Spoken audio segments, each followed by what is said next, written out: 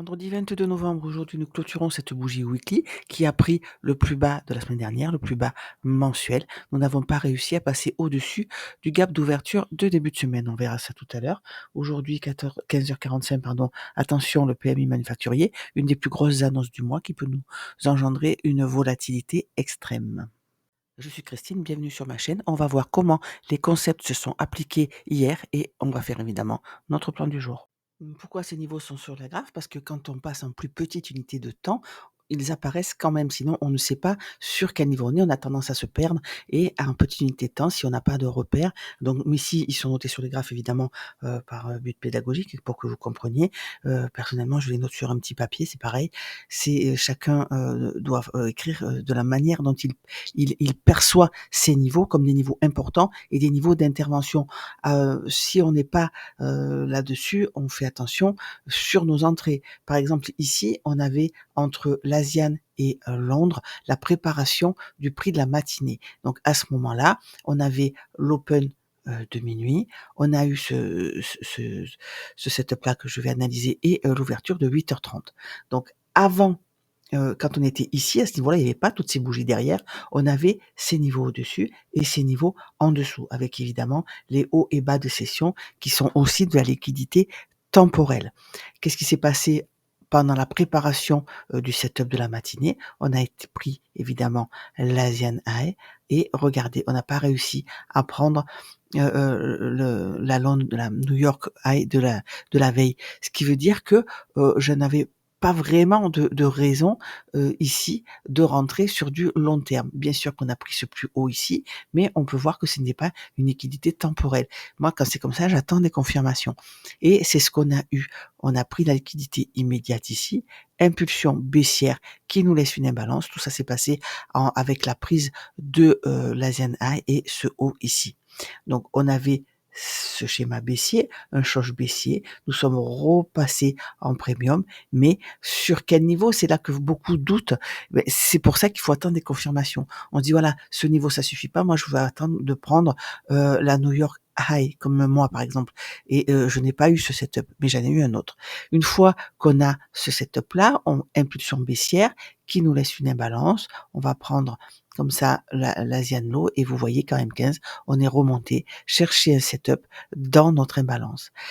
À partir du moment où ce setup-là s'est réalisé, on a nos niveaux sur les graphes, on a vu qu'on avait, c'était très probable que ce soit la bonne entrée. Nous traçons cette imbalance ici, on va le faire ensemble, hein, entre le plus bas de cette bougie et le plus haut de celle-là, et en petite unité de temps, c'est là qu'on va chercher des entrées.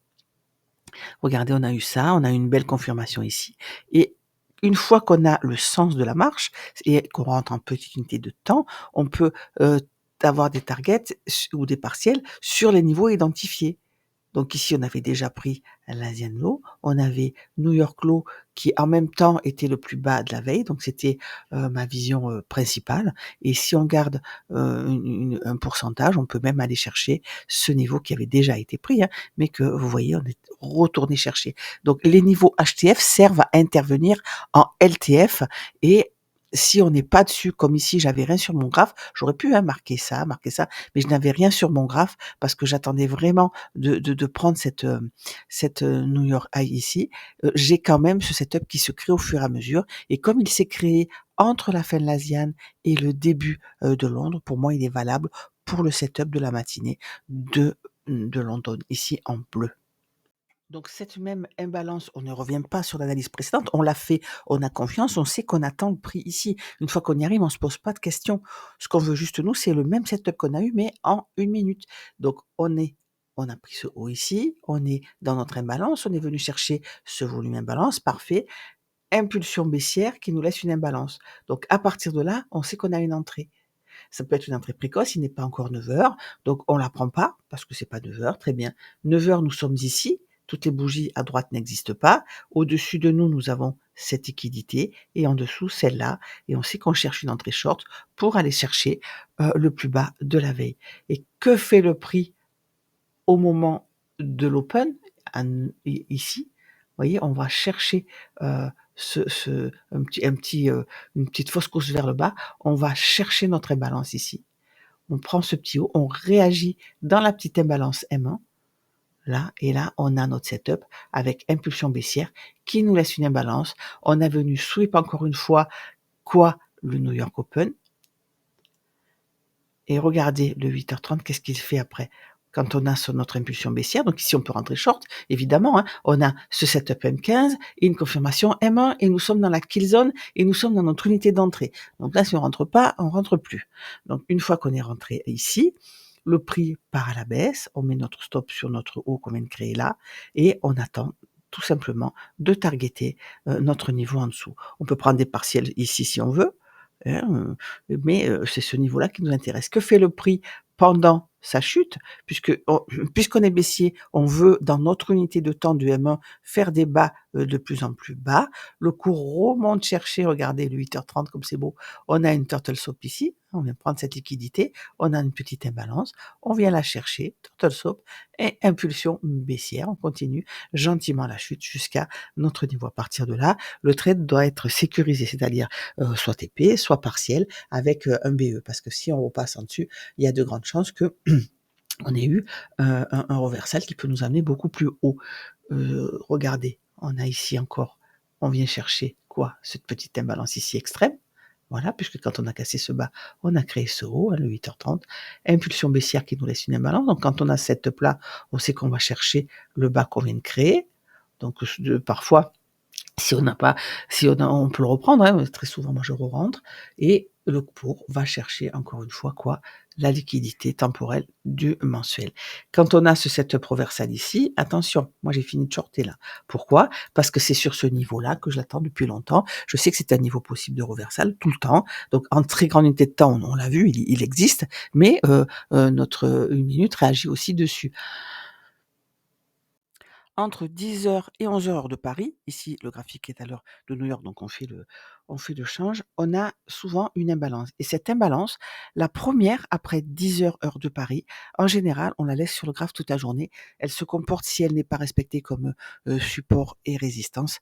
Et si elle est respectée, elle marche très très bien. Ça nous donne un petit peu la température. Il est 10h du matin, on a une première imbalance M5, le prix a eu le temps de se mettre en place. Donc ici à 10h, qu'est-ce qui s'est passé? On a pris nos deux niveaux et on a eu un reversal en M1. On va le voir tout de suite, mais regardez, cette imbalance M5 ici est inversée. Donc ça, c'est vraiment un signe de reversal. Et à ce moment-là, qu'est-ce qu'on a au-dessus de nous? On a nos targets ici, notés comme en début de journée, avec nos niveaux à respecter.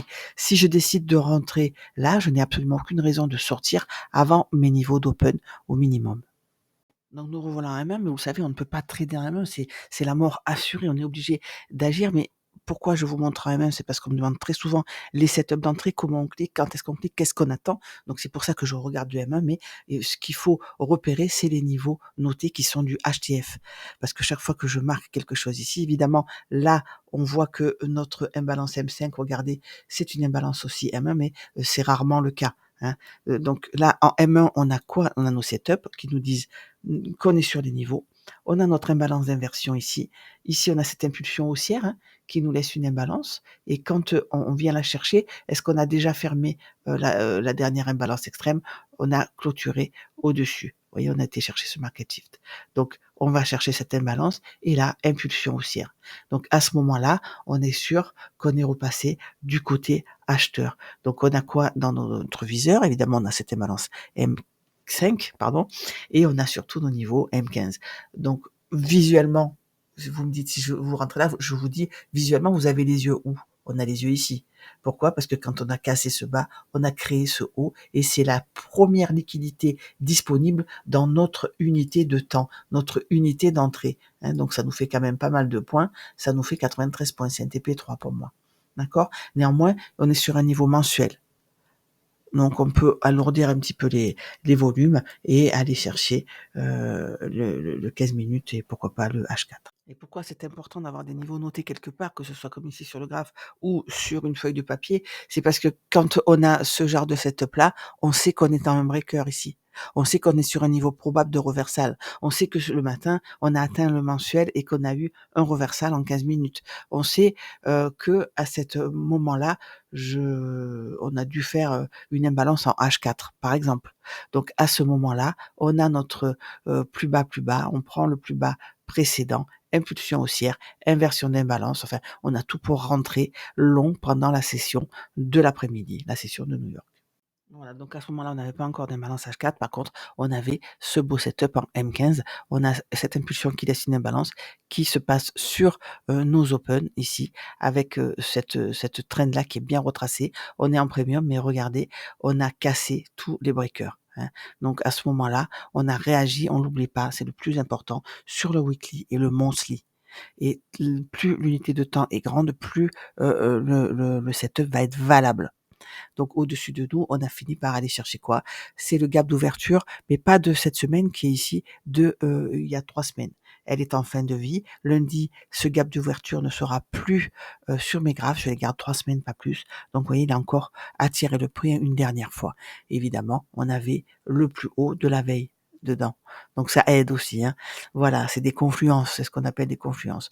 Donc toutes ces liquidités temporelles, ce sont vraiment des niveaux d'intervention entre quand on veut rentrer sur le marché hors, niveau remarquable, comme ici, c'est dangereux. Donc méfiez-vous, demandez à avoir des confirmations, comme ici.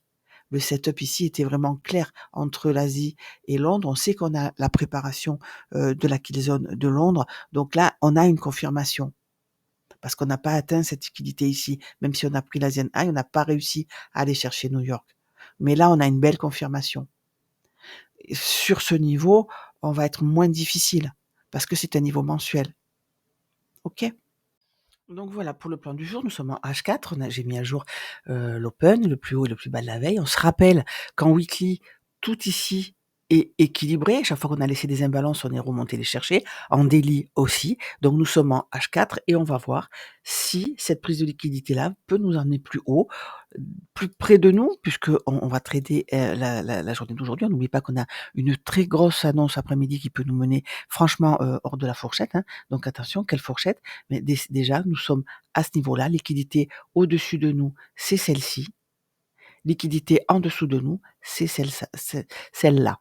Évidemment, l'extrême ici serait mieux, mais pas, euh, on peut pas ignorer ce swing low avec un plus bas, avec à sa gauche et à sa droite des plus bas, plus hauts, impulsion haussière qui nous laisse une imbalance H4 matérialisée par ces deux traits orange ici. Évidemment, je n'ai pas marqué le point médian. Il correspond à peu près sur mon papier à ce market shift ici, 19 117. Voilà. Moi, j'ai ce niveau noté. Ce que je vais voir, c'est comment se déroule cette fourchette. Pourquoi c'est une fourchette? Parce qu'on a ce setup ici. On a créé un plus beau haut et en petite unité de temps, on a eu un choc baissier. Donc, on n'a pas laissé d'imbalance. On voit que tout est équilibré. On est en fourchette de négociation, encore une fois. On va devoir aller voir ce qui se passe en petite unité de temps, pardon, pour voir si cette imbalance H4 haussière fonctionne et nous renvoie sur la liquidité au-dessus de nous ici, sur les 19 306. Avant de ça, il faut casser évidemment le gap d'ouverture de début de semaine et celui de la semaine précédente, ici, que nous n'avons pas réussi à casser. On a clôturé au-dessus son point médian par contre. Donc, c'est pour ça que je me pose la question. Donc, ce setup ici a déjà été entamé puisqu'on est venu chercher le haut de l'imbalance, mais vous voyez qu'on n'a pas encore confirmé avec une autre impulsion haussière. On est obligé de se référer aux petites unités de temps pour voir si on a un setup, si on a un éclaircissement. Si on ne l'a pas, on va devoir noter le plus bas ici, cette liquidité disponible en dessous de nous, même si on ne va pas le chercher, on est obligé d'en tenir compte. Voilà, et la liquidité disponible au-dessus de nous, qui est là. Voilà. Donc ça, c'est notre fourchette actuelle. Évidemment, elle commence ici et elle finit là, hein. On est dans cette fourchette. On l'a déjà cassée par le haut, puisqu'on a pris le plus haut ici, en petite unité de temps. Mais la liquidité disponible à l'instant T, c'est celle-là. On est dans cette trend-là. On a un peu plus d'éclaircissement en M15. On constate qu'on a déjà pris le plus haut de la veille pendant l'Asian. Quand on fait ça, c'est souvent un signe, de continuation haussière, pas 100 du temps. Évidemment, rien n'est à 100 en trading, mais c'est un signe très, très, probant et nous sommes redescendus chercher l'imbalance H4. Regardez cette prise de liquidité sur le haut de l'imbalance H4. Qu'est-ce qu'on constate aussi? Qu'on a une imbalance d'inversion à ce niveau-là, hein, qu'on a créé après attends, excusez-moi, voilà, qu'on a créé après la kill zone, hein, ici. Voilà, vous voyez cette imbalance d'inversion? Je la marque un peu enfoncée.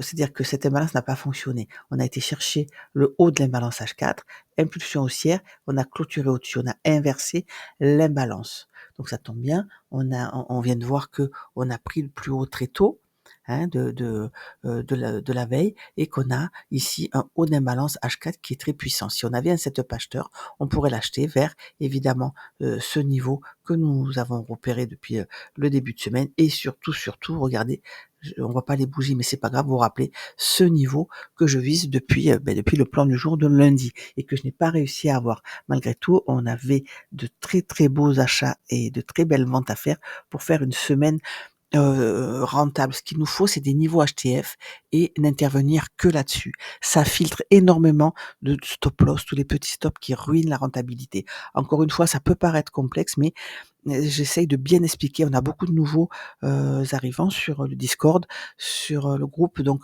j'essaye vraiment de rentrer en profondeur sur des petits détails. Donc ne vous focalisez pas sur la masse d'informations, mais vraiment sur le setup et prenez ce qui vous parle. Évidemment, je suis sur Discord quand vous voulez pour répondre à vos questions. M15 à gauche, M1, ça fractale à droite. Donc, vous voyez ce qu'on voit en M15 ici. Il faut toutes ces bougies pour le faire là à droite. Donc il y a beaucoup de gens encore qui ont des difficultés avec les fractales à intégrer, mais dites-vous bien que pour faire une bougie M15 comme ça, il faut avoir 15, excusez-moi pour ce, voilà, pour faire une bougie M15, il faut 15 bougies M1. Donc c'est pour ça qu'on aime bien rentrer à M1 parce qu'on a des détails qu'on n'a pas. Quand ici on vient prendre ce plus bas à gauche, là on a ce setup à droite. Donc on peut rentrer précocement, avant la clôture de cette bougie. Pourquoi? Parce qu'on est sur un niveau HTF, parce qu'on a une analyse en grande unité de temps. Vous voyez, on ne peut pas trader que en 1 minute, sinon des setups, on en a ici, on en a de partout. Ce qui nous intéresse, nous, c'est nos niveaux. Et regardez, le haut de l'imbalance H4. Quand on a un setup comme ça sur le haut de l'imbalance H4 et qu'on est on a notre analyse M15 ici, on se dit qu'on peut rentrer au moins jusqu'à l'équilibrium du range, jusqu'à la liquidité disponible au-dessus de nous. Encore une fois, il n'est pas 8 heures, il n'est même pas 8h30, je n'ai que le prix ici d'ouverture de minuit, hein, j'attends donc 8h30. Ce que je voudrais moi, c'est que cette impulsion ici se valide, il reste 1 minute à la bougie M15, qu'on laisse une imbalance haussière et qu'on parte à la hausse et qu'on aille enfin chercher ici mon niveau des 19 370. Peut-être qu'on ne le fera pas ce matin, peut-être qu'on ne le fera pas du tout, peut-être qu'on le fera après les annonces importantes de cet après-midi, c'est-à-dire qu'on peut avoir ici un retracement, hein, aller chercher le haut de l'imbalance par exemple, et le point médian de l'imbalance H4 à gauche ici, hein, haut et bas de l'imbalance H4 matérialisé et le point médian est ici, on peut très bien aller le chercher pour ensuite avoir une tendance comme ça haussière hors de notre fourchette. Donc, encore une fois, kill zone, niveau d'intervention. C'est 2 filtres qui vont vous permettre d'enlever tous les petits stop loss qui ruinent votre rentabilité. Et je suis contente parce que sur le groupe, on a quelqu'un qui prend depuis quelque temps vraiment les bons trades. Je vais vous montrer. Donc cette personne trade le Nasdaq. Je ne peux pas vous montrer tous les indices, tous les instruments, mais le même raisonnement, les mêmes concepts, le modèle de teneur de marché est le même sur tout, tout ce qui est tradable, absolument. Donc cette personne a pris l'achat ici hier, elle l'a pris avant-hier et je pense même me rappeler qu'elle l'a pris aussi à ce niveau-là mardi. Donc vous voyez, quand vous attendez vos niveaux, il y a vraiment aucune raison de stresser et aucune raison d'avoir peur de manquer un trade. Le FOMO, ça se soigne de cette manière en attendant nos niveaux. Donc ici, c'est les New York Zone, hein, en vert, vous les reconnaissez, et il a vraiment attendu son setup et il a pris 2 trades, mais je suis persuadée, je pense vraiment qu'il a pris mardi, j'irai vérifier sur le groupe. C'est posté de toute manière, c'est disponible sur le Discord. Encore merci à lui de partager, ces trades, merci aux autres aussi parce que je vois de belles choses, hein, mais ce partage me motive, ma merveilleuse communauté, je vous en remercie et encore une fois, je vous dis à tout à l'heure sur le Discord.